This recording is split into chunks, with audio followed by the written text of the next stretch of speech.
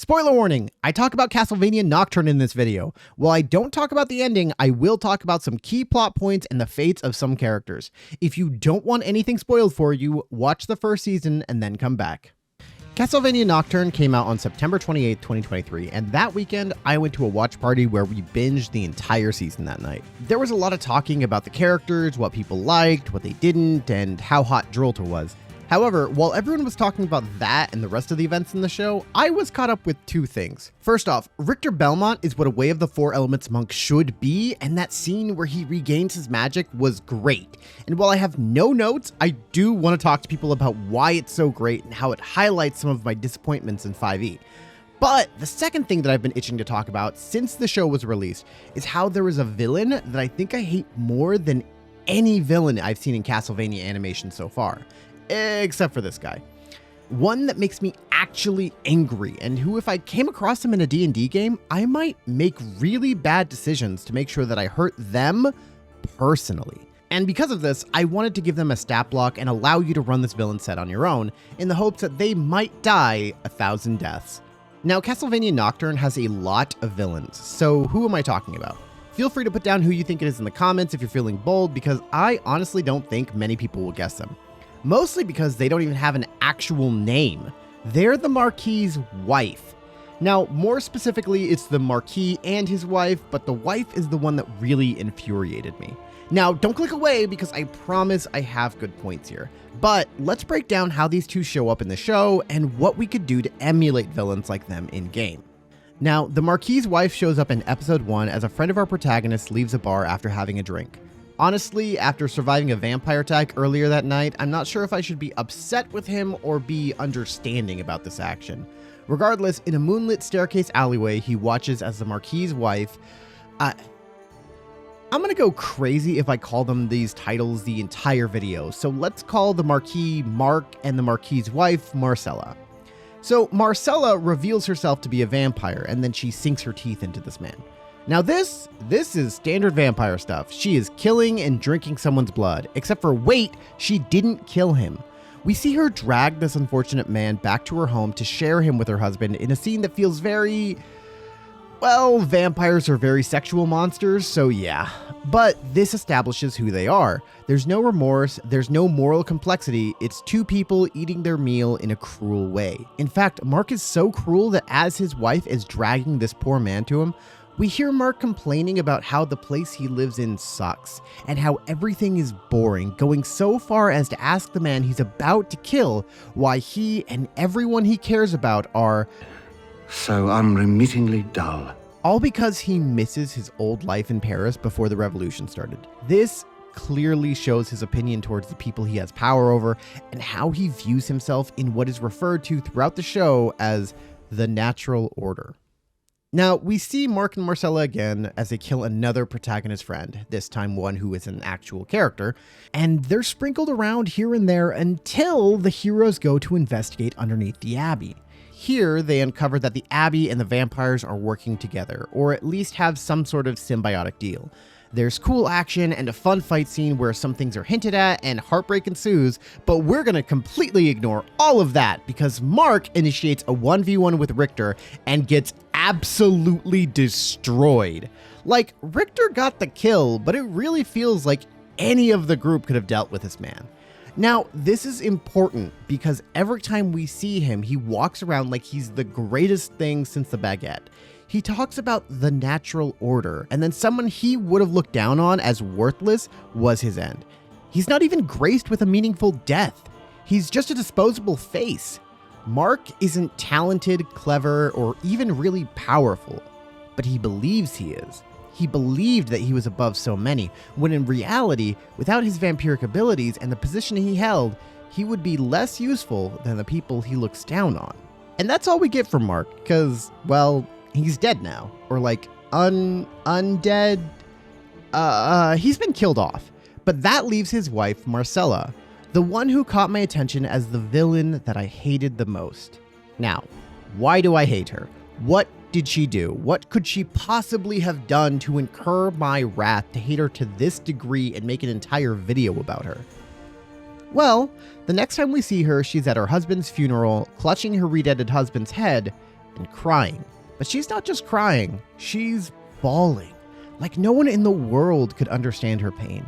Like this was some horrible injustice placed upon her that she could never deserve. This was the moment that I got upset with her.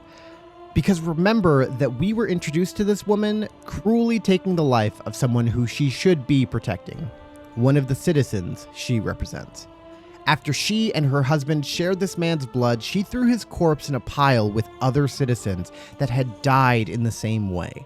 And then they traded the bodies of these people to be used in such a way so that they couldn't even rest peacefully after they were murdered. How many widows and widowers had she created? How many daughters and sons had she taken from their parents? How many people had she made cry the same way as she was crying now? And the worst part? I don't believe this thought ever would have crossed her mind.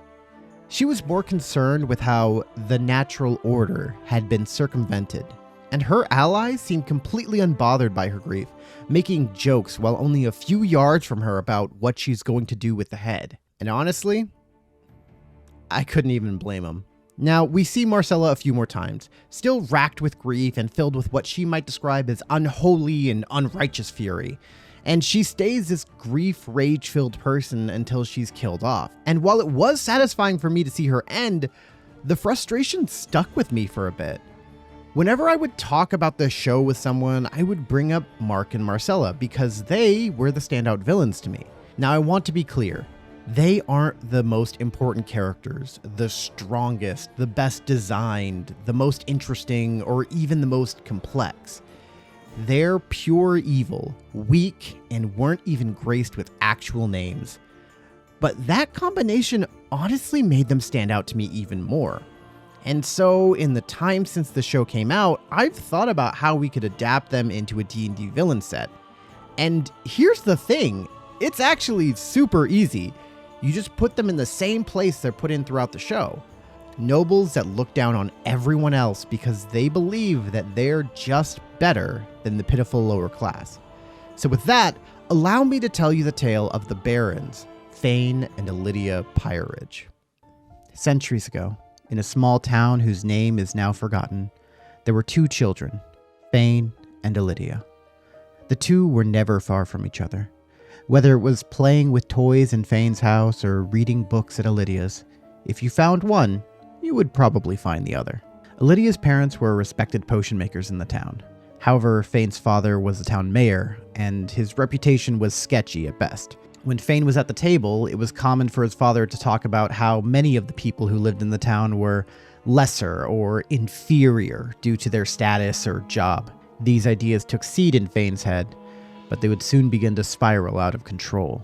When he was a young teenager, peasants armed with torches and pitchforks marched on the mayor's house. As they dragged Fain along with his father and mother out of the house, he heard the worthless people his father ruled talk about taxes, rations, and incompetence. Fortunately, Alydia's family came to his rescue. They pleaded with the mob to spare the young boy, asking him not to be blamed for the sins of his father. Reluctantly, the respected potion makers were allowed to take Fain home with them. That night, he saw a bonfire over the ridge, but he never saw his parents again. Over the coming years, he would stew in hatred and anger about the lessers that surrounded him, about the inferior people who took away his family. With no one else in his life, his attachment to Alydia grew, and in turn, her affection for her childhood friend blossomed into a relationship. However, Alydia had not been idle. Ever since Fain's parents had been taken away, she had researched magical solutions or ways to return her love's family to him. When her own parents became sick and died of a disease passing through the town, her need to research grew even more intense. Reaching out to associates of her deceased parents for leads to gain this power, she eventually received an envelope containing a letter with a blood-red poppy flower. The letter was cryptic and ominous, only offering a meeting if the flower was burned, but she kept the dark red flower on her as she contemplated reaching out. However, as she returned home, she found that the small town had turned on her as well as Fain. Word spreads fast in a small town, and rumors of a young woman researching macabre magics had spiraled out of control. The town had entered her home as they had Fain's years before, They found her notes and moved to grab her, only for Fain to step in the way. As he fought the crowd to defend his love, he let his tongue loose about his opinions of all the lessers that surrounded him. These inferior people heard the words of his father, and after they subdued him, they bound him next to Alydia, carrying them both to a familiar ridge. Tied up and stacked on top of a pyre, the couple whispered what they thought would be their last words to each other. Wedding vows. But as Alydia's pocket caught fire, the blood poppy contained within it burned as well, summoning a force that was stronger than any farmer with a torch. A swirling mass of mist and smoke appeared, and in it stood a man with red eyes and pure black pupils. The figure looked around for only a moment before he walked into the growing bonfire and spoke with the young couple. No one heard what was spoken, but soon after, Fain and Alydia leapt out of the bonfire and tore through the crowd, their skin pale and fangs bared. Fire soon took the entire town, burning it all to ashes and all but wiping it from history. Decades later, a young noble couple named the Pyridges claimed the land and started building a small city there named after them. Pyridge is a reclusive, walled-off city. Reportedly, the walls were built in response to monster attacks and are there to keep the people safe. However, the designs seem more interested with keeping things in, and the only people that will travel in and out of the walls consistently are traders and caravans, exporting the natural resources around the city or bringing in goods. Traders and other visitors never seem to stay long, though, complaining of feeling like they're being watched in an unsettling atmosphere that covers the entire city. But more than that, people seem to go missing at a strangely high rate, especially for a city with so many guards. The citizens won't often talk about the Pyridge nobles, Fain and Alydia, but it is rare to see one without the other. It is said that no couple is more infatuated with each other, and the two will often proclaim that their love is eternal. While most of the city suspects that Pyridge's true nature is not what it appears, only a few know how eternal their love actually is. And that's Fain and Alydia, a villain couple that you can put in your D&D game almost anywhere. I will say that these two are naturally deeper than Mark and Marcella, just because Fain and Alydia actually have a backstory and names. But how much of that is revealed to your players is up to you. And this story is really only there to explain their character in the present day, specifically their relationship with each other. The two are obsessed with each other, and honestly, I think that, combined with their opinion of everyone below them, is something that you can use as a spark to lead your players to absolutely hate these characters and want to take them down. Like an annoyance that will evolve into hatred once the evil and terrible things they do, like murder, become revealed. For example, imagine if the players are looking for a contact that has mysteriously gone missing in Pyridge, and after going up the chain of command, something that the locals probably advise them not to do, they talk to the barons looking for leads, but they end up feeling like a third wheel on a date instead, as they're practically ignored and insulted as they are looked down on as an inconvenient annoyance. But I think we've given the basic vibe a strong foundation already, so let's get into stats. What can these two actually do in combat? Well, realistically, the stat blocks wouldn't be too hard to steal from other vampires if that's what you wanted to do, but that's not what we do here. I wrote up a stat block for Fain and Alydia, with Fain being a Dexy melee combatant and Alydia being a spellcaster that focuses on debuffs so that she can help set up herself or her husband for bite attacks. But honestly, this stuff is basic, and I wanted to add a little spice and make them really feel like a couple that's stronger together. To do this, I gave them villain actions. If you've never heard this term before, that's because it's homebrew. Specifically, homebrew I stole from Matthew Colville years ago, and I will never stop stealing it. Basically, it's legendary actions, but they're for a team of enemies instead of a single creature. Normally, I use them to highlight individual NPCs' abilities, but with these, they're all team attacks. They have 3 different options, and they can use them to gain resistance to all damage until the next villain action is used, move and bite a creature that is grappled, restrained, or incapacitated, or they can attempt to charm a creature that they can both see. Lastly, they also both have abilities that just makes them stronger when they're near each other, boosting their AC and sharing healing effects when they're not too far from each other, and even allowing one to take damage for the other if they're next to each other. However, even with all these cool abilities and effects, if you put them up against a 5th level party, well... All right then, buddy. I'm going to shit yourself. Now remember, this is by design. They aren't meant to be the solo BBEGs of an entire campaign. They are meant to be the end of a small arc. But if you wanted them to be a bit more of a difficult fight, you could give them a few guards and a small buff of some extra hit points or a magic item to use against the players that can then be loot after the fight. The other option, which was the intentional design, is to pit them against a lower level party, like 3rd or 4th level.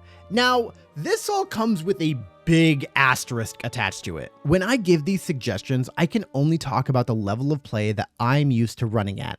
And if I'm being honest, my friends like to build powerful characters. If your players have never seen a D12 before, maybe give them at least until 5th level to take on these two in a group combat. And that's also another important note.